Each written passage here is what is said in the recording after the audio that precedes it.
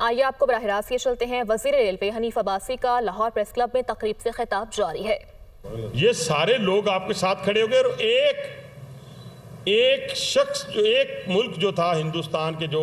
دعوے دار ہوا کرتے تھے یا ہندوستان جن کا دعوے دار ہوا کرتا تھا ایک بھی نہیں۔ یہ کس وجہ سے کہ جب وزیر اعظم پاکستان نے کہا کہ پہلگام میں اگر ہم ملوث ہیں تو آپ ایک انڈیپینڈنٹ انکوائری کر لیں، پوری دنیا کو آفر دے دی، اس پر ہندوستان ڈیفینسو ہوا، دفاعی ہوا، پوری دنیا کے اندر ایکسپوز کیا گیا ہندوستان کو۔ اس نتیجے میں پوری جب جنگ ہوتی ہے تو اس جنگ میں لوگ ہمارے ساتھ کھڑے ہو گئے اور ان کے ساتھ۔ اب باقی کی چیزیں تو میں زیادہ ٹرمپ کے بارے میں اس لیے بات بھی نہیں کرتا کہ انپریڈکٹیبل شخصیت ہیں، لیکن آج کی ڈیٹ تک انہوں نے پاکستان کے موقف کو جو ہے وہ اپنایا بھی ہے، اس کو اکنالج بھی کیا ہے، اس کو سیکنڈ بھی کیا ہے، اور یہ بھی کہا ہے کہ ہندوستان کے 5 جہاز گرے ہیں۔ اب کوئی دوسرے ہم 6 کلیم کر رہے ہیں